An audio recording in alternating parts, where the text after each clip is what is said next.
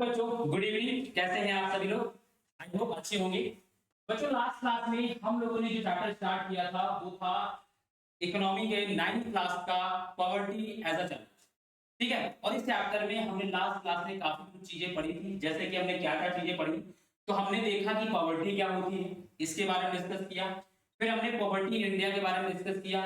ठीक है, देन इसके बाद हमने जो टॉपिक पढ़ा था two major types of poverty, जिसमें हमने अर्बन पॉवर्टी और रूरल पॉवर्टी के बारे में बात किया। हमने बताया कि अर्बन पॉवर्टी में कौन लोग होते हैं जो अर्बन शहरी क्षेत्र में गरीब होते हैं, और गांव में कौन लोग गरीब होते हैं।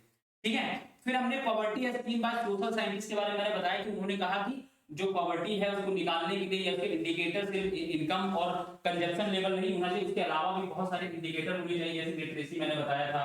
ठीक है, फिर मैंने आपको बताया था कि जो क्या कहते हैं हेल्थ है, लैक ऑफ एजुकेशन को भी सही करना है, ड्रिंकिंग है, वाटर है, सैनिटेशन है, ये सारी चीजें भी क्या है इकोनॉमी के सॉरी क्या कहते हैं पॉवर्टी के इंडिकेटर को बनाना चाहिए, इसको भी इंडिकेटर बनाना चाहिए इधर पॉवर्टी। क्योंकि आज बहुत सारे देश ऐसे हैं जो बहुत डेवलप हो चुके हैं, जहां पर खाने की कोई समस्या नहीं है, जहां पर क्या कहते हैं कपड़े की कोई समस्या नहीं है, जहां पर क्या है रहने के लिए कोई समस्या नहीं। लेकिन और भी बहुत सारी चीजें हैं जो आज के एरा में बहुत इंपॉर्टेंट रहती हैं। जैसे अगर हम बात करें तो एजुकेशन है, हेल्थ है, लिटरेसी रेट है, ये सारी चीजें भी बहुत इंपॉर्टेंट है।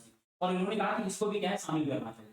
और इसलिए क्या है आप देखो सस्टेनेबल डेवलपमेंट गोल आया, जिसमें 17 गोल डिसाइड किए गए। कहा गया कि 2030 तक सारे के सारे देशों को इन गोल्स को क्या है अचीव करना है, जिसमें आपको जितनी ये चीजें मैं बता रहा हूँ ये सारी की सारी सस्टेनेबल डेवलपमेंट में ऑलरेडी है। ठीक है,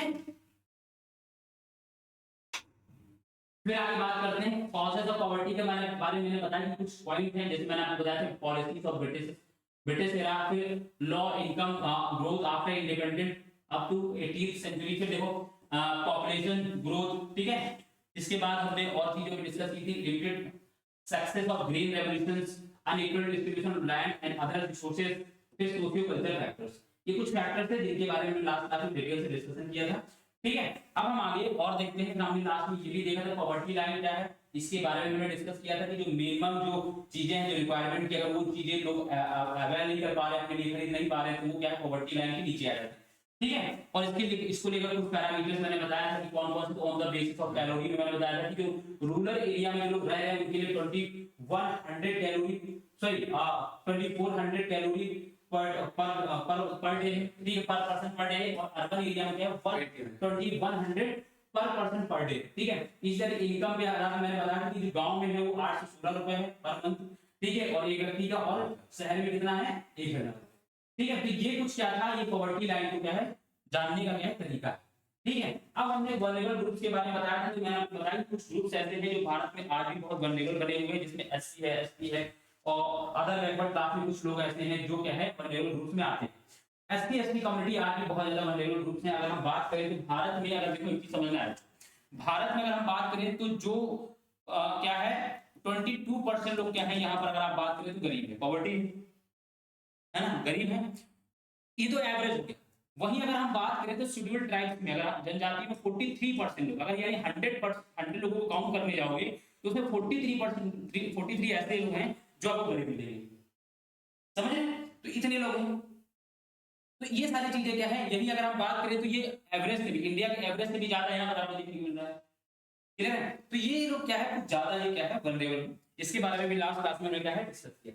क्लियर है? अब हमें यहीं से आगे पढ़ना है। ठीक है, तो आज हम जो पढ़ने वाले हैं इंटर स्टेट डिस्पैरिटीज, यानी अंतरराज्यीय जो भी विभिन्नताएं जो देखने को मिलती है हमें, उनके बारे में समझना। ध्यान से पहले समझना कि भारत में भले ही आज हम बात करें तो 20% लोग 2011-12 के डाटा के अकॉर्डिंग 22% लोग क्या हैं पॉवर्टी लाइन या गरीब लोग हैं, लेकिन क्या भारत में सब जगह सारे राज्यों में गरीबी एक समान है? नहीं। कुछ राज्य ऐसे हैं जिन्होंने क्या है बहुत अच्छा परफॉर्मेंस किया है, अपने यहाँ की पॉवर्टी लोगों को पॉवर्टी लाइन से ऊपर उठाया है, और कुछ देश आज भी ऐसे जो बहुत पिछड़े हैं, जहाँ पर गरीबी है बहुत ज्यादा है। ठीक है, जैसे कि अगर हम बात करें तो जैसे कि अगर हम बात करें जब हमारा भारत आजाद हुआ था उस समय अगर हम बात करें तो जो पंजाब, हरियाणा, ठीक है, ये जो क्षेत्र थे ये तो भारत के सबसे गरीब राज्य हुआ। लेकिन इन्होंने क्या किया, इन्होंने क्या किया, इनके यहाँ जब ग्रीन रेवोल्यूशन आया, ग्रीन रेवोल्यूशन की वजह से इनको क्या है एग्रीकल्चर में क्या है इनका प्रोडक्शन बढ़ा, प्रोडक्शन से क्या है इनको बहुत सारा पैसा कमा, और आज देखो ये धनी राज्यों में आते हैं, मान लीजिए रिच स्टेट्स गिने जा रहे हैं, ठीक है। तो अब यहाँ पर ये समझना है कि जो भी स्टेट्स हैं उनमें क्या है, कुछ स्टेट ऐसे हैं जहां पर आज भी पॉवर्टी बहुत ज्यादा देखने को मिलेगी, कुछ स्टेट ऐसे हैं जिन्होंने बहुत ज्यादा रिफॉर्म कर दिया, बहुत ज्यादा सुधार किया, तो आज उनके यहाँ पॉवर्टी कम रहेगी। जैसे अगर हम बात करें तो जैसे कुछ स्टेट, जैसे अगर हम बात करें तो बिहार और उड़ीसा, यहाँ पर आज भी क्या है, पॉवर्टी बहुत ज्यादा। अगर हम बात करें तो बिहार में पॉवर्टी 33.7% है और उड़ीसा में 2.6%। बिहार में देखो कितना है, तो 33.7 और उड़ीसा में कितना है, 6। इतने परसेंट लोग, एवरेज इंडिया के एवरेज से भी ज्यादा, ठीक है, क्लियर बात। तो यहाँ पर आज भी गरीबी है। उसके बाद अगर हम बात करें तो इनमें और भी राज्य आ रहे हैं, सबसे ज्यादा गरीब यही 2 राज्य, उनमें और भी आते हैं, जैसे अपना उत्तर प्रदेश भी आ जाता है, एमपी भी आ जाता है, झारखंड भी आ जाते हैं, छत्तीसगढ़ भी आ जाते हैं। ये स्टेट क्या है, आपको गरीब मिलेगी। लेकिन कुछ स्टेट ऐसे हैं जिन्होंने क्या है, जिन्होंने आजादी के बाद लगातार रिफॉर्म के, हालांकि इन्होंने भी कहा कि इनके यहाँ आज गरीबी ज्यादा, वहां लेकिन गरीबी इतनी ज्यादा नहीं है। जैसे अगर हम बात करें तो जैसे गुजरात है, पंजाब है, तमिलनाडु है, महाराष्ट्र है, आंध्र प्रदेश है, ये जो स्टेट है ना, यहाँ पर आपको देखने को मिलेगा कि लगातार 1980s एरा की बात है, लगातार गरीबी क्या है, ये पॉवर्टी क्या है, धीरे धीरे कम होती गई है और इन्होंने बहुत सारे रिफॉर्म किए। अब इसके कारण क्या है इन स्टेट में गरीबी कम होने के, तो पहला कारण जैसे अगर हम बात करें पंजाब, तो पंजाब जो स्टेट है, मैंने आपको बताया कि 1960s के एरा में जब ग्रीन रेवोल्यूशन आया, तो ग्रीन रेवोल्यूशन का सबसे ज्यादा बेनिफिट किसको मिला, इन्हीं को मिला, पंजाब, हरियाणा, वेस्टर्न यूपी के लोगों को, क्योंकि यहीं पर क्या किया गया, पहली बार कह सकते हो कि ग्रीन रेवोल्यूशन को इंट्रोड्यूस किया गया, वहीं पर क्या है, इसका प्रैक्टिस किया गया और उससे क्या है, वहां के लोगों को बहुत ज्यादा बेनिफिट्स हुआ और इसके बाद उनके राज्य की क्या है, इनकम क्या है, जीडीपी क्या है, उनके स्टेट की क्या है, धीरे धीरे बढ़ती गई और इससे उस राज्य में रहने वाले लोगों की क्या है, जो पॉवर्टी है या धीरे धीरे गरीबी क्या है, धीरे धीरे कम होती है। क्लियर बात। इसके बाद अगर हम बात करें तो जैसे अगर हम बात करें केरला, केरला ने क्या किया, तो केरला ने अपने लोगों के लिए काम किया, मतलब जो वहां के जो लोग हैं, जो उस राज्य में रहने वाले लोग हैं, उनको क्या है, एक रिसोर्स बनाया। रिसोर्स कैसे बनाया, तो उनको अच्छा एजुकेशन दिया, हेल्थ दिया, ठीक है, उनको फूड्स अच्छा प्रोवाइड कराया। इससे क्या हुआ, वो एक हेल्दी कह सकते हैं रिसोर्स बने, एक ह्यूमन रिसोर्स बना और उस ह्यूमन रिसोर्स ने क्या किया, उस देश की इकोनॉमिक डेवलपमेंट और फिर इस राज्य के, उस स्टेट की इकोनॉमिक डेवलपमेंट में बहुत इंपॉर्टेंट रोल प्ले किया, ठीक है। इसके बाद हम बात करते हैं वेस्ट बंगाल। वेस्ट बंगाल में गरीबी कैसे कम की गई, तो वेस्ट बंगाल में लैंड रिफॉर्म्स किए गए, ठीक है। 1960s के उससे पहले या 1950s से ही अगर आप देख लो तो लैंड को लेकर बहुत सारे जो केसेस आप देखोगे सुप्रीम कोर्ट में आपको देखने को मिलेंगे। जैसे मैं आपको बता दूं, सज्जन सिंह है, शंकरी प्रसाद है, ठीक है, और भी बहुत सारे आपको बेरी बालू मामला है, ये सब क्या आपको देखने को मिलेगा कि यहाँ पर आपको देखो लैंड रिफॉर्म से लेकर संबंधित। और वेस्ट बंगाल और बिहार के इलाके में बहुत ज्यादा रिफॉर्म हुए।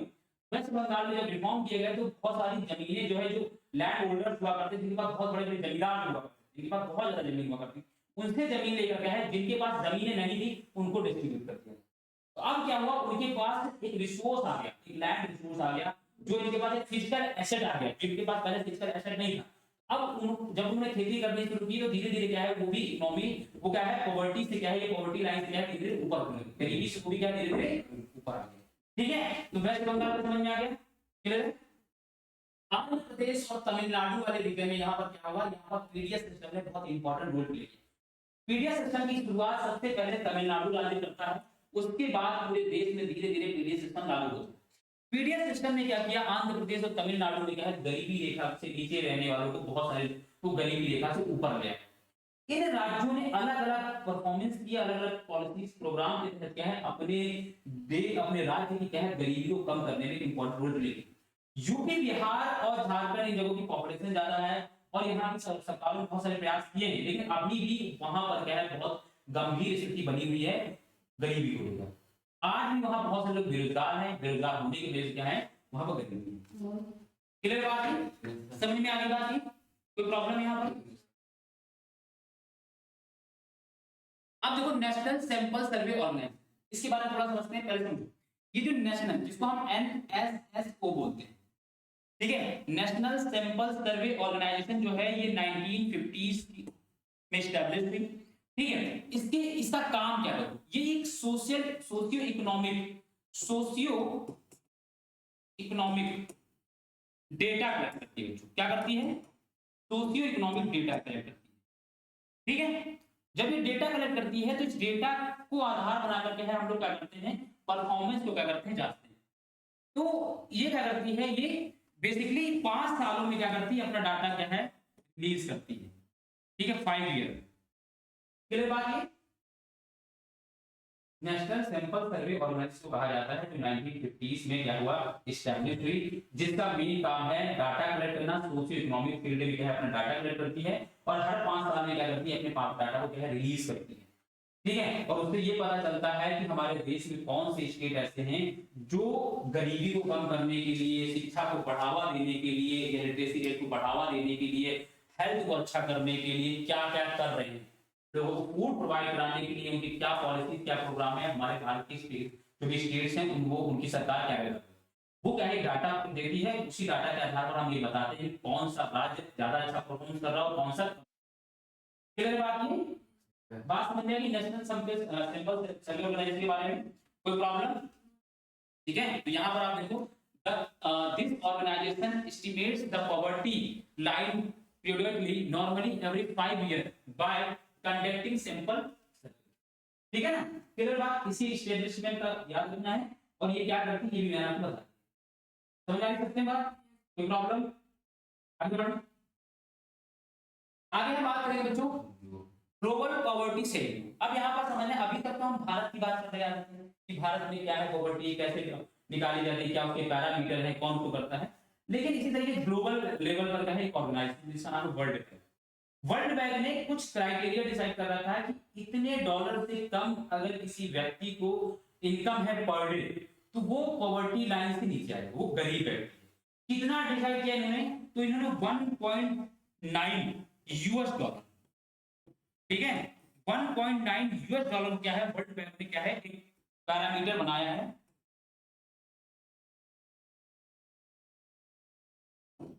ठीक है, और इसने कहा कि जो पर डे इससे कम कमा रहा है, ठीक है ना, वो क्या हो जाएगा, वो गरीब है। वो पूरी दुनिया की बात कर रहे हैं, भारत की नहीं, पूरी दुनिया की बात। क्लियर बात है? यस। तो इन्होंने ये बताया।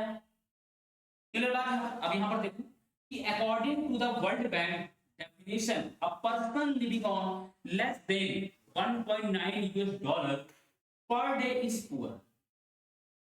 जो भी 1.9 यूएस डॉलर से कम कमा रहा है एक दिन में, वो कौन है, वो पॉवर्टी, वो पुअर, गरीब।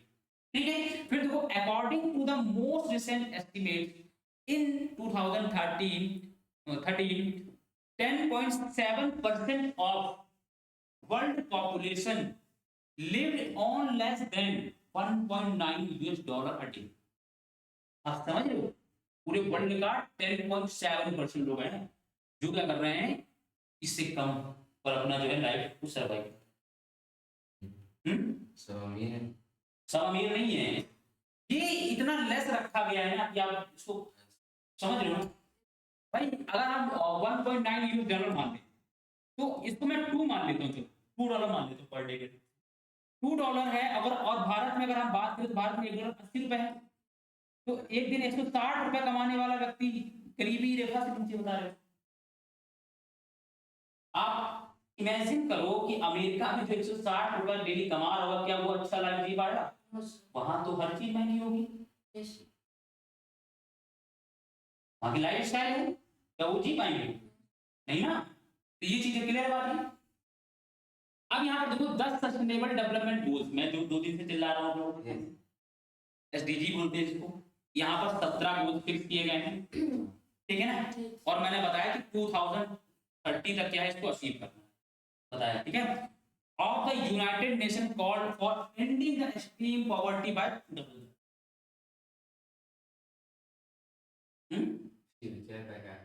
नहीं, हर चीज में फ्यूचर देखा जाए, ठीक है ना। जैसे हम लोग कहते हैं कि हम भारत में जो कार्बन इमिशन कर रहे हैं, कार्बन को उत्सर्जन कर रहे हैं, जिससे क्या हो रहा है, पॉल्यूशन बहुत ज्यादा हो रहा है एनवायरमेंट को। जैसे अमेरिका, चाइना, ये लोग कार्बन का इमिशन सबसे ज्यादा करते हैं वर्ल्ड में। अमेरिका और चाइना, ये 2 देश ऐसे हैं जो बहुत ज्यादा कार्बन इमिशन करते हैं। अब इनको क्योंकि कार्बन अगर ऐसे इमिट होती रहेगी, ऐसे धीरे धीरे उत्सर्जन होता रहेगा उसका, तो बहुत ज्यादा पॉल्यूशन हो जाएगा। तो और अर्थ का, क्योंकि कार्बन जितना बढ़ेगा अर्थ में, कार्बन डाइऑक्साइड गैस जितनी ज्यादा बढ़ेगी, कार्बन डाइऑक्साइड ऑक्सीजन जितना ज्यादा होगा, अर्थ का टेम्परेचर उतना ज्यादा बढ़ेगा, क्योंकि कार्बन डाइऑक्साइड गैस जो होती है वो अर्थ टेम्परेचर क्या करती है, अब्सॉर्ब करती है, और जब अब्सॉर्ब करेगी तो अर्थ का एनवायरनमेंट का क्या होगा, गर्म होगा। आप देखो ना कि हमारा जो इंडस्ट्रियलाइजेशन से फेज के पहले से हमारा जो आज का टेम्परेचर है वो 1.5 डिग्री सेल्सियस बढ़ चुका है, अर्थ का टेम्परेचर। समझ रहे बात को? और मतलब जो है कि अगर हम बात करें, इंडस्ट्रियलाइजेशन शुरू होता है 1730-40, अगर हम बात करें मोटी मोटी अगर हम इसकी बात करते हैं तो 1750s के फेज से ब्रिटेन से स्टार्ट हो रहा, ठीक है। और आज हम लोग कहाँ हैं, 2024 में। कितने साल हुए हैं, तो 250 साल, 250 साल, 275 साल मान लेते हैं मोटा मोटा। 275 साल में हमने क्या किया, एक 1.5 डिग्री सेल्सियस टेम्परेचर। और ये मैं आपको बता दूं 1750 से लेकर 1850 के बीच में टेम्परेचर मात्र कितना बढ़ा है, 0 पॉइंट समथिंग के आसपास बढ़ा। इसके बाद इंडस्ट्रियलाइजेशन बहुत तेजी से बढ़ा है दुनिया में, इसके बाद टेम्परेचर बहुत तेजी से इंक्रीज हुआ। क्लियर बात ये? तो ये बात समझ में आना चाहिए कि क्योंकि हम अगर कोई भी चीज को टारगेट करके चल रहे हैं तो उसका रीजन ये है कि हम उसको अचीव करना है, प्रयास पूरे करने हैं, भले हम अचीव ना। जैसे हम कह रहे हैं कि 17 जो गोल्स एसडीजी ने जो बताए हैं 2030 तक अचीव करने हैं, लेकिन हो सकता है भारत उसको अचीव ना कर। तो ऐसा थोड़ी ना कि यूएनओ जो है भारत के प्रधानमंत्री को फांसी लटका देगा, नहीं ना, ऐसा तो नहीं करेगा ना भाई। हमें अचीव करना है, हमें अचीव करने का पूरा प्रयास करना है, और हम ये बताते हैं कि हम अचीव करने के लिए हम ये कर रहे हैं। हम लोगों को पॉवर्टी से निकालने के लिए हम पीडीएस सिस्टम अपना रहे हैं, लोगों को मुफ्त अनाज दे रहे हैं, हम हेल्थ देने के लिए क्या कर रहे हैं, आयुष्मान कार्ड लेकर आए हैं, 5 लाख का इंश्योरेंस दे रहे हैं। समझ में आ रही है ना? तो गवर्नमेंट ये काम कर रही है। किसानों को हम क्या कर रहे हैं, हर 3 माह में क्या है उनको क्या कर रहे हैं, एक साल में 6,000 रुपए उनके बैंक अकाउंट में डाल रहे हैं। तो गवर्नमेंट ये कर रही है, बताएगी जब यूएनओ को कहेगी देखो हम ये चीज हम कर रहे हैं। क्लियर बात है? यूनाइटेड नेशन को समझते हो ना कौन है ये? Yes sir. जिसको यूएनओ बोलते हैं ना। यूनाइटेड नेशन में पता है कितने देश हैं इसमें? 195। ठीक है। एंटी पॉवर्टी मेथड, कौन कौन से तरीके हैं एंटी पॉवर्टी? और हाँ, यहाँ पे थोड़ा सा उठते हैं और थोड़ा सा इलैबोरेट करते हैं। समझो कि अब जब वर्ल्ड बैंक ने जब ये रिपोर्ट निकाली और रिपोर्ट निकालने के अकॉर्डिंग उसने बताया कि दुनिया में जो भी कंट्रीज हैं वहां पर गरीबी जो है धीरे धीरे कम हो रही। उसने कहा कि जो साउथ ईस्ट के जो देश हैं, इसमें चाइना है, भारत है, इंडोनेशिया है, मलेशिया है, म्यांमार है, थाईलैंड है, ये जो कंट्रीज हैं, यहाँ पर भी आप देखोगे 1980s के फेज के बाद यहाँ पर क्या है, धीरे धीरे गरीबी क्या है कम हुई। आपको मैं बता दूं बच्चों कि जब चाइना में हम बात करते हैं, चाइना में 1981 में अगर हम चाइना में बताएं तो गरीबी कितनी थी पता है, 83.1% लोग गरीब थे। आप समझ सकते हो कितना ज्यादा। चाइना की बात कर रहा हूं मैं। और 2015 तक आते आते यहाँ पर मात्र चाइना में, आप देखना ये 1981 की बात कर रहा हूँ, और 2015 तक आते आते चाइना में मात्र 0.7% लोग गरीब थे। आप समझ लो कितने साल में, मात्र 19 साल इधर और 15 साल ये, मात्र 34 ईयर्स में देख लो आपने कितना बड़ा उसने अचीवमेंट किया।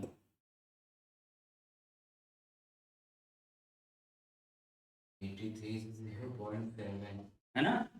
तो यहाँ पर अब वो क्या वर्ल्ड में यही कह रहा है कि साउथ ईस्ट कंट्रीज जो है ना, जिसमें भारत है, म्यांमार है, यहाँ वो कहते हैं भारत के बारे में बताते हैं, भारत में 1980s के बाद यहाँ पर गरीबी धीरे धीरे कम हुई। आप देखो जब हम भारत आजाद हुआ था 1950s के आसपास की जब हम बात करें, 1950s की बात करें, यहाँ पर लगभग 45% लोग कौन थे गरीब भारत में, 45%। और 2011-12 में आते आते हम कितने पहुंच गए? तो हालांकि हमारी स्पीड थोड़ी धीमी है कि नहीं, 50 साल और उधर फिर हम 11-12 साल और जोड़ ले, मान लो 62 सालों में हम कितना आधा हो पाए, 50% के अराउंड पहुंचे। तो हमारी स्पीड कंपैरेटिवली कम है, ठीक है, लेकिन प्रयास हो रहा है धीरे धीरे। और जिस तरीके का प्रयास कर रहे हैं धीरे धीरे क्या है, गरीबी देखा। हालांकि अगर हमारे यहाँ कहा जाता है अगर कोविड नहीं आया होता तो और बहुत सारे लोग क्या है गरीबी रेखा से ऊपर चले गए। ठीक है। इसी तरीके से अगर हम बात करें तो जो कैरिबियन द्वीप हैं, जो देश हैं, वहां पर भी क्या है धीरे धीरे गरीबी कम हो रही है। अफ्रीकन कंट्रीज में क्या है धीरे धीरे गरीबी कम हो रही है। ठीक है। तो ये जो यहाँ पर वर्ल्ड बैंक ने क्या है ये रिपोर्ट निकाली, बताया कि दुनिया के जितने भी कंटिनेंट है उस कंटिनेंट में जो भी देश है वहां पर क्या हम देखते हैं कि धीरे धीरे गरीबी क्या है कम हो रही है। सरकार उसके लिए क्या है प्रयास लगातार करती है। क्लियर बात ये। आगे अब हम बात ठीक है। इसमें मुझे ये जरूरी इसलिए लग रहा था कि इसको समझना है जरूरी। ये चीजें समझे रहोगे तो एक अच्छा कॉन्सेप्ट है। आगे बढ़ते हैं। अब हम समझते हैं एंटी पॉवर्टी मेजर, यानी गरीबी को कम करने के क्या क्या तरीके हैं, क्या क्या करते हैं। ठीक है। तो यहाँ पर हम समझते हैं कि पहला है प्रमोशन ऑफ इकोनॉमिक, फिर दूसरा हम देखेंगे टारगेट एंटी पॉवर्टी प्रोग्राम। जैसे एंटी पॉवर्टी प्रोग्राम के तहत आपने सुना होगा मनरेगा का नाम, है ना, मनरेगा है। ठीक है। और भी बहुत सारे प्रोग्राम है चल, प्रधानमंत्री रोजगार योजना, ठीक है ना, अंत्योदय योजना, पॉवर्टी को कहीं कम करने की सारी चीजें रहेगी। तो अब यहाँ पर समझना है कि एंटी पॉवर्टी मेजर में हम दो मेजर्स को पढ़ेंगे। पहले हम प्रमोशन ऑफ इकोनॉमिक ग्रोथ की बात करेंगे। देखो बच्चों ध्यान से सुनो पहले, ठीक है, देख रहे हो पहले सुनो, इसको पढ़े थोड़ा समझते हैं, इसको हम पढ़ेंगे। ठीक है। ध्यान समझना कि जब हमारा देश आजाद हुआ 1947, तो हम क्योंकि जब देश आजाद हुआ, किससे आजाद हुए थे, तो हम अंग्रेज, हम कह सकते हैं ब्रिटिश एम्पायर के गुलाम को ब्रिटिश थी, वहां से हम आजाद हुए 1947 में, हम इंडिपेंडेंट हुए, आजाद हुए। जब हम आजाद हुए तो हम हमारा देश क्या था, पॉवर्टी, गरीब था, पॉवर्टी थी हमारे देश में, बहुत गरीबी थी। ठीक है। और ये गरीबी लगातार 1980s के फेज तक चलती रही। ठीक है। इस गरीबी धीरे धीरे गरीबी कम कब शुरू होती है, शुरू होना तो 1960s से तो शुरू हो जाती है, क्योंकि यहाँ पर जब हमारे यहाँ भारत में जब ग्रीन रेवोल्यूशन आता है तो उसके बाद धीरे धीरे हमारे यहाँ प्रोडक्शन बढ़ता है, सरप्लस आना शुरू हो जाता है। सरप्लस से हम क्या, हम अपने लोगों की डिमांड फुलफिल करते हैं, और जो सरप्लस हो रहा है उसको हम बाहर ट्रेड कर रहे हैं, तो उससे हमें फॉरेन एक्सचेंज भी मिल रहा है, फॉरेन, ठीक है, वो चीजें मिल रही हैं। तो लेकिन 1980s के बाद आप देखते हो कि धीरे धीरे क्या है गरीबी कम होने लगती है। मैंने वही बताया कि जो गरीबी 1947 में आपको देखने को मिलेगी भारत में लगभग 45% थी, वही आप देखोगे 2011 तक आते हैं। तो ये क्या है, कुछ प्रोग्राम, कुछ पॉलिसीज गवर्नमेंट के द्वारा चलाए गए, जिसकी वजह से क्या होते हैं, जिसकी वजह से धीरे धीरे देश में गरीबी कम हो जाती है। और 90s के बाद, 1980s के बाद में गरीबी धीरे धीरे कम होती है, उसके बाद एक्सीलरेटर और देश कब दबता है, शुरुआत यहां से होती है। लेकिन यहीं पर धीरे धीरे जब 1991 आता है, 1991 के बाद क्या है, हम लोग क्या करते हैं, हम लोग एक पैराडाइम अपनाते हैं जिसको बोलते हैं LPG, liberalisation, liberalisation, liberalisation, privatisation, और जी लिखना है तो क्या लिखना है, एलपीजी पैरामीटर बोलते हैं इसको, लिबरलाइजेशन, प्राइवेटाइजेशन और ग्लोबलाइजेशन। ठीक है। ये पैरामीटर 1991 में अपनाया जाता है। इसके थ्रू हम क्या करते हैं, हम दुनिया के अन्य देशों से कनेक्ट होते हैं। तो बहुत सारी इंडस्ट्रीज भारत में आती हैं। जब इंडस्ट्रीज भारत में आती हैं, एमएनसीज कंपनी जब भारत में आती है, तो बहुत सारे लोगों को रोजगार यानी एम्प्लॉयमेंट क्रिएट कर देती है, बहुत सारे लोगों को। और इससे क्या है, हमारे देश की इकोनॉमिक स्थिति धीरे धीरे क्या है, सुधरने लगती है। और 1991 से पहले जो भारत पर जो कर्जा चढ़ा था, उस कर्जे को भी क्या है, नरसिम्हा राव उस समय देश के प्रधानमंत्री थे, और मनमोहन सिंह जो देश के वित्त मंत्री थे, उन्होंने दोनों की मिली भगत से क्या है, देश का जो कर्जा होता है वो कर्जे को क्या है उतारते। और धीरे धीरे हमारे देश की जो इकोनॉमी इकोनॉमी है वो धीरे धीरे क्या है अपनी पटरी पर। ठीक है बात, ये समझ में आ रही है, क्लियर बात है। तब यहाँ पर पढ़ते देखो, there is a strong link between economic growth and poverty, क्योंकि रिडक्शन, क्योंकि जितना ज्यादा देश का ग्रोथ होगा, इकोनॉमिक ग्रोथ जितना ज्यादा होगा, देश की गरीबी क्या उतनी ही कम होती जाएगी। क्योंकि क्या होगा, जब पैसा आएगा तो सरकार करेगी, लोगों के लिए जॉब क्रिएट करेगी, लोगों के हेल्थ को अच्छा करेगी, लोगों को एजुकेशन पर अच्छा काम करेगी, ठीक है, इंफ्रास्ट्रक्चर पे देश का अच्छा काम करेगी। तो धीरे धीरे क्या होगा, जो स्टैंडर्ड है, लाइफ का स्टैंडर्ड है लोगों का, वो धीरे धीरे बढ़ेगा। और जब धीरे धीरे लाइफ का स्टैंडर्ड बढ़ता है, उसमें से तो गरीबी धीरे धीरे कम होती है। ठीक है ना। देखो economic growth widens opportunities and provide the resources needed to invest in human development. ठीक है। However, the poor may not be able to take advantage from the opportunities created by the economic growth. Clear है point यहाँ? कोई problem? आगे बढ़े। इसको समझना जरूरी है। देखो, growth also increase the government revenue.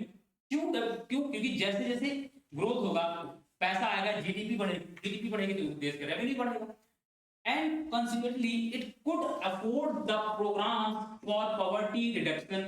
That is why these two strategies are also known as complementary to each other. ठीक है?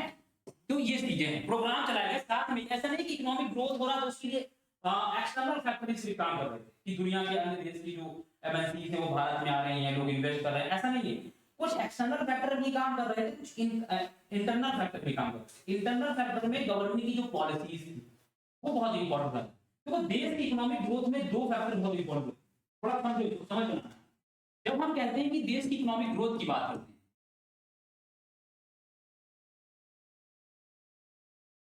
ठीक है, इकोनॉमिक ग्रोथ की बात करते हैं, तो इसमें दो फैक्टर इंपॉर्टेंट है। एक एक्सटर्नल फैक्टर होता है, ठीक है, और एक इंटरनल फैक्टर।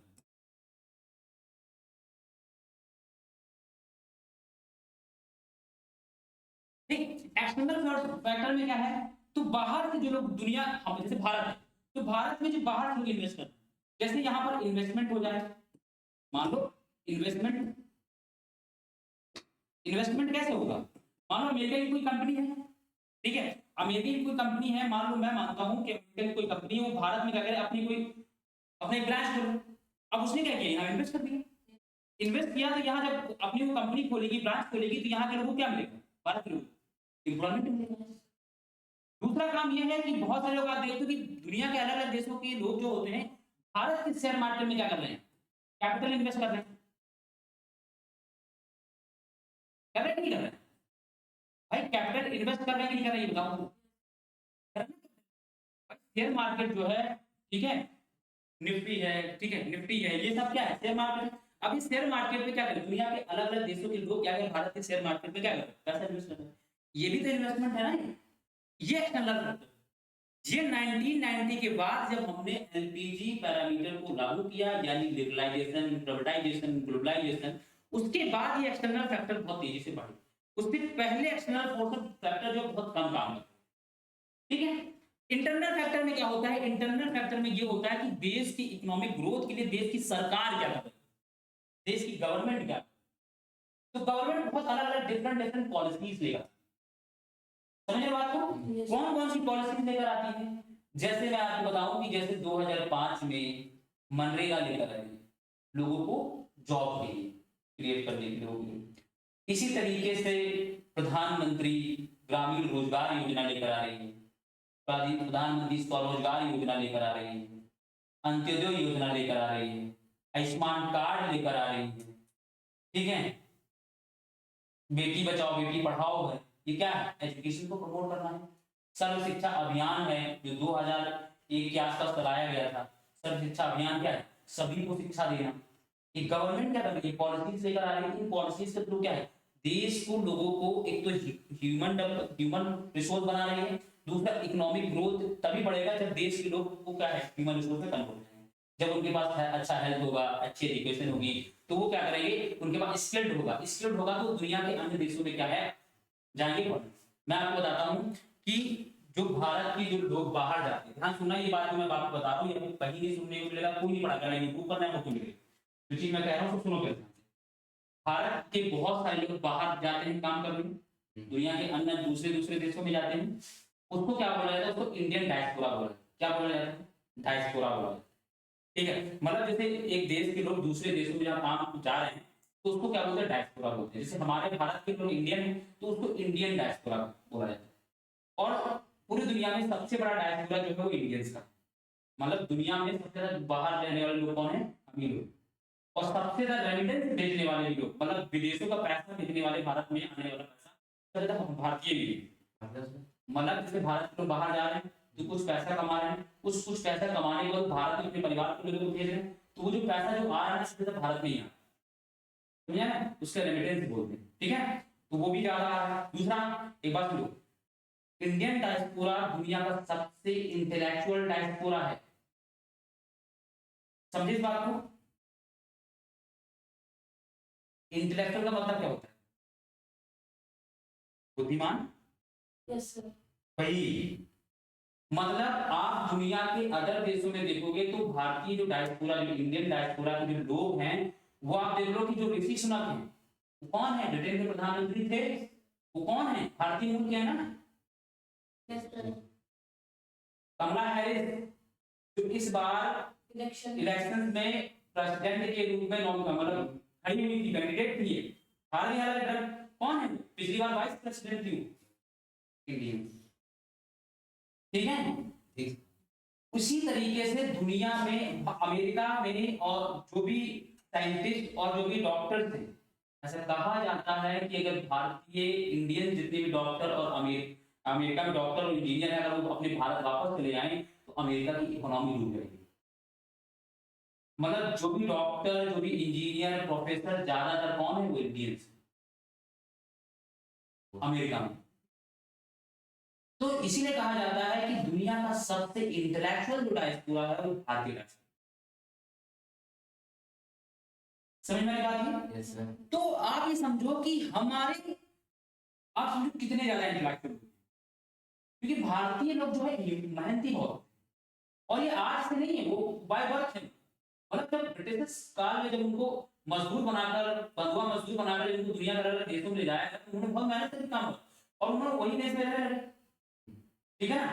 तो ये क्या है, इस वजह से क्या है, आप देखो कि देश में हमारे वहां से पैसा आ रहा है, तो वो भी इकोनॉमिक ग्रोथ में बहुत इंपॉर्टेंट रोल प्ले कर रहा है। समझ बात है?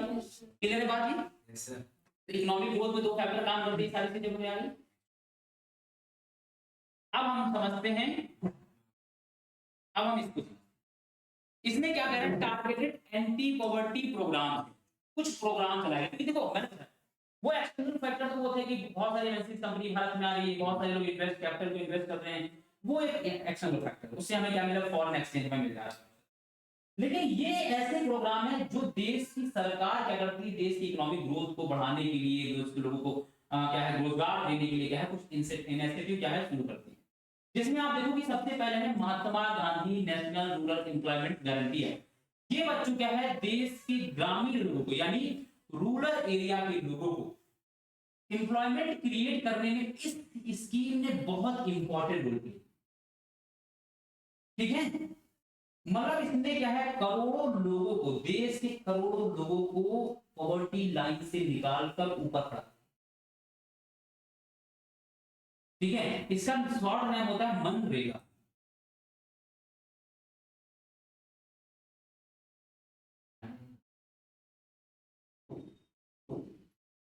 सॉरी, MGNRE, मन, MGNHREG, नेशनल रूरल होगा, REGA होगा, REGA, ठीक है? देखो, Mahatma Gandhi national rural employment guarantee act 2005, ठीक है? याद रखो। अब देखिए प्राइम मिनिस्टर रोजगार योजना, ये 1993 में आई, ऐसे तो चलना, ठीक? इसके बारे में मैं डिस्कस करूंगा इंडिपेंडेंट, ठीक है? इसके बाद स्वर्ण जयंती ग्राम स्वरोजगार योजना, ये 1995, ठीक है? इसके बाद प्रधानमंत्री ग्रामोदय योजना, ये भी 1990 के अराउंड के आसपास आती है। फिर अंत्योदय योजना, ये 2000 में आती है, और इसको क्या है, अगले चैप्टर में डिटेल से पढ़ना है। इसमें हालांकि कुछ नहीं है, अंत्योदय अन्न योजना के थ्रू क्या है, कुछ कार्ड बनाए गए हैं, ठीक है? जिसमें APL, BPL, ठीक है ना, और कुछ एक अंत्योदय कार्ड बना है। अंत्योदय जो कार्ड बनाया गया है, उसमें क्या होता है, एक परिवार को 35 kg जो है अनाज जो है वो प्रोवाइड है, जिसमें क्या होता है, जिसमें हो सकता है कि बहुत मिनिमम प्राइस हो, जैसे 3 रुपए पर केजी क्या होता है, चावल दिया, राइस दिया जाता है, और 2 रुपए पर केजी क्या है बच्चों, आप देखो क्या दिया जा रहा है, वीट दिया जा रहा है, गेहूं, तो बहुत मिनिमम प्राइस। और एक फैमिली को 35 kg दिया जाता है अंत्योदय कार्ड, ध्यान से रखना इस चीज को। और जो BPL होता है, बिलो पॉवर्टी लाइन, उसमें क्या किया जाता है, उसमें एक फैमिली को, देखो ध्यान सुनना, कार्ड दो तरीके के हैं, ध्यान सुनना, एक होता है बीपीएल और एक होता है एपीएल और एक Antyodaya card.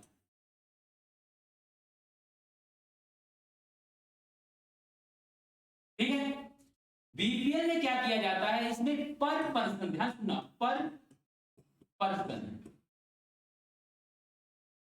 Per month 5 kg अनाज दिया जाता है।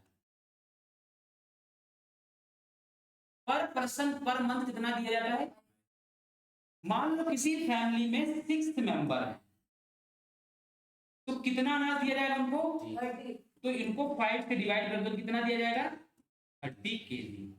अब इसमें होता क्या, इसमें गेहूं और चावल दो चीज तो नेसेसरी है, दी ही दी जाए। अब इनका रेशियो क्या होगा वो सरकार, ठीक है, मान लो किसी बार क्या है 18 kg गेहूं दे दिया गया, तो 12 kg चावल दे दिया गया। फिक्स नहीं है, मैंने बता दिया, लेकिन 30 kg अनाज देने की बात, मतलब एक मेंबर को 5 kg पर मंथ दिया जाए। एपीएल में कुछ कम होता है, अंत्योदय में क्या है, फिक्स कर दिया कि इसमें क्या है, पर फैमिली, ध्यान सुनना, पर फैमिली पर मंथ क्या किया जाएगा, 35 kg क्या दिया जाएगा, अनाज दिया जाएगा। अब चाहे उस फैमिली में 2 लोग हो और चाहे 5, ठीक है ना, क्लियर है बात ये। तो ये कार्ड के बारे में समझ में आ गया, ये आपको कभी भी पूछा जाएगा तो आपको याद रखना, ठीक है, आपको ये बना लेना चाहिए स्ट्रक्चर में। हाँ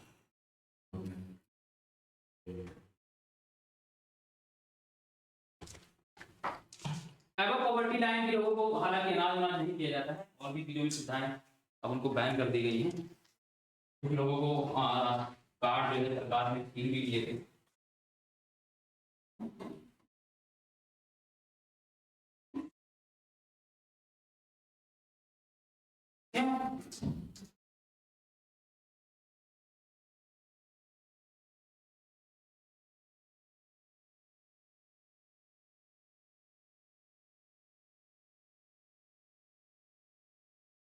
आगे बात करते हैं,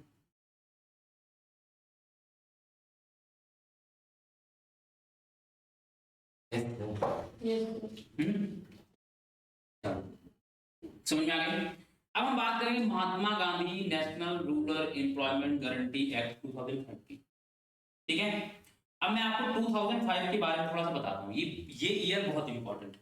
इसी ईयर में एक और एक्ट लाया जाता है जिसको आरटीआई बोला, क्या है ये, राइट टू इंफॉर्मेशन एक्ट 2005। ये बहुत इंपॉर्टेंट एक्ट है। इसने क्या किया है, इसमें देश में जो है हमारे कंट्री में ट्रांसपेरेंसी को क्या कर दिया गया है,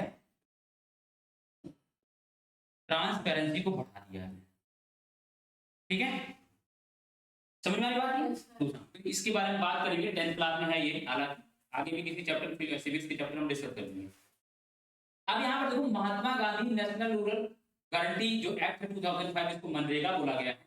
इसके बारे में थोड़ा सा समझो, इसमें हुआ क्या, इसमें क्या किया गया है, इसमें रूरल लोगों को, गांव में रहने वाले लोगों को रोजगार देने की बात की और कहा गया कि साल में कितने दिन होते हैं, एक सामान्य वर्ग में, एक जनरल ईयर में कितने वर्ग दिन होते हैं, 365 डेज होते हैं, ठीक है।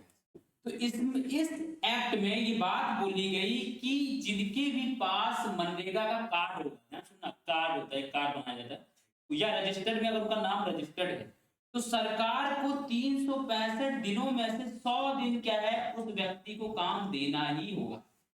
यानी 100 डेज की क्या कर दी गई, रोजगार की गारंटी दी गई। इसीलिए उसको बोला गया गारंटी है, क्योंकि क्या कर रहे हैं, 100 डे की क्या गारंटी दे रहा है। यानी जिनके पास ये जो मनरेगा कार्ड या जिनका रजिस्टर्ड में नाम है, तो उनको सरकार क्या है 100 दिन का रोजगार देनी ही देगी। कार्ड में होता क्या, कार्ड बनाया जाएगा, नाम से होगा, सारा कुछ होगा, आधार कार्ड से लिंक होगा। नहीं मतलब मान लो रजिस्ट्रेशन कैसे होता होगा? भाई आधार कार्ड से रजिस्ट्रेशन करा दिया, एक पोर्टल है, उस पोर्टल में क्या है, आपका नाम होगा, आधार कार्ड लिंक होगा, आपका अकाउंट बैंक लिंक होगा, ठीक है, आपका आपका इनकम, जो कितना इनकम है वो भी ऐड होगा। सब लोग करवा सकते हैं या कुछ बोलते हैं? नहीं, जो बहुत गरीब हैं या जो भी गांव में लोग हैं वो करवा सकते हैं, ठीक है, क्लियर बात है। Yes, sir. अब आप सोचो ना, अभी लोग कौन सा दिहाड़ी करने जाएगा उसमें, 160 रुपए प्रतिदिन के हिसाब से कौन काम करने जाएगा? गरीबी जाएंगे जिनके पास कोई रोजगार नहीं है, समझ में आ गया? तो 100 दिन का क्या है, रोजगार ढूंढने की बात होगी, पहली बात समझ में आ गई बात, 100 डेज। और एक बात बता दूं, अगर सरकार जिनके पास कार्ड है, अगर उनको अगर रोजगार नहीं दे पा रही 100 डे का, तो जितने दिन रोजगार नहीं देगी उसका क्या है, सरकार एक कंपनसेट करेगी, उसको पैसा देगी उतना। बस समझ में आ गई? Yes, sir. इसीलिए इसको गारंटी बोल रहे हैं, अगर नहीं दिया तो सरकार को कंपनसेट करना। ठीक, 100 दिन का ऐसे पैसे नहीं देते एक साथ दे रहे हैं। मतलब बिन काम करवाए फिर मान ली। हालांकि देखो इसमें बहुत ज्यादा करप्शन हुआ बाद में, इसमें करप्शन हुआ, मैं आपको बता दूं, हमारे देश के एक सांसद हैं जिनका नाम राहुल गांधी, राहुल गांधी जी के नाम से भी ये कार्ड बना दिए गए किसी व्यक्ति ने, उनके नाम पे समझ सकते हैं? बहुत ज्यादा इसका मिसयूज हुआ। मिसयूज ये हुआ कि लोगों का नाम रजिस्टर्ड है, लोग काम कर रहे हैं, यार बस सैलरी पा, कौन उठा रहा है सैलरी, तो ठेकेदार लोग। पैसा जाना चाहिए इनके अकाउंट में, इनके अकाउंट में न जाकर ठेकेदार के पास जा रहा है, ठेकेदार के बदले वो बाई हैंड दे रहा है। अब वो कितने रुपए दे रहा है पर डे के हिसाब से, वो तो ठेकेदार है। तो इसमें ये करप्शन हुआ, ठीक है, Yes, sir. क्लियर बात। तो ये बात हुई। दूसरी, इसमें एक बात और बोली गई कि इसमें जो भी व्यक्ति होंगे उसका 1/3 जो है वो फीमेल होंगे, यानी हमें 1/3 फीमेल को भी शामिल किया। एक बात ये भी बोली गई, कहा गया कि इसमें जितने भी जो भी लोग होंगे उसका 1/3 इसमें फीमेल शामिल होनी चाहिए, यानी फीमेल के लिए भी वर्किंग की बात की गई इसमें, ठीक है, Yes, sir. क्लियर बात है। अब यहाँ पर आ जाओ, देखो, assuring employment to every rural household, यानी minimum 100 days of assured employment in a year। मैंने बताया 365 डे में कितना, 100 डे क्या है, काम है, ठीक। 1/3 job are reserve for, Yes, sir. फिर यहाँ पे if an applicant is not provided employment within 15 days, 15 दिन, he or she is entitled to daily unemployment allowance, उसको भत्ता दिया जाएगा अगर 15 दिन के अंदर को काम नहीं मिला। अगर खुद ही नहीं आया तो खुद ही नहीं आया तो अलग बात है, ठीक है ना, लेकिन तो रोजगार दिया जाएगा, और नहीं दिया जाएगा जो अलाउंस से जो भी चीजें हैं वो उनका भरा जाएगा, उसका मैंने बताया कंपनसेट किया जाएगा, काम नहीं मिला तो। कोई भी कर देते कोई भी। हाँ, जैसे उसका अपना, जैसे मान लो गांव में कोई सड़क बन रही है उसमें लगा दिया, कोई नहर खुदवाई जा रही है उसमें लगा दिया, कोई पुलिया बन रही है उसमें खुदवा दिया। दिन का कोई पैसा ऐसा इन लोगों का डिसाइड नहीं था क्या दिन का मतलब जैसे पैसा जैसे नहीं, मिनिमम वेज एक्ट है हमारे देश में, एक मिनिमम वेज एक्ट है, उसके तहत क्या है, मिनिमम वेज एक्ट 1948 एक क्या है, मिनिमम वेज एक्ट है, उसमें ये बताया जाता है कितनी कम से कम कितनी सैलरी आपको मिलेगी एक दिन में। जैसे पहले 132 रुपए था, फिर 160 रुपए हो गया, अभी बढ़ा है शायद 200 रुपए के आसपास, समझे बात, क्लियर बात है। तो मिनिमम वेज एक्ट जो है 1948 का, उसके थ्रू क्या है सैलरी दी जाती है, इसके कितना दिया जाएगा कि डिसाइड होता है, चलो कुछ भी दे दिया, ठीक है ना। बाय। और ये चैप्टर भी खत्म, ठीक है, मजा आया। ठीक है, ये इंटरेस्टिंग चैप्टर बहुत सभी को कनेक्ट करता है। थैंक यू है ना। तो अब क्या करना है, रिवीजन करके आना, ठीक है, और रिवीजन करके आना, और जो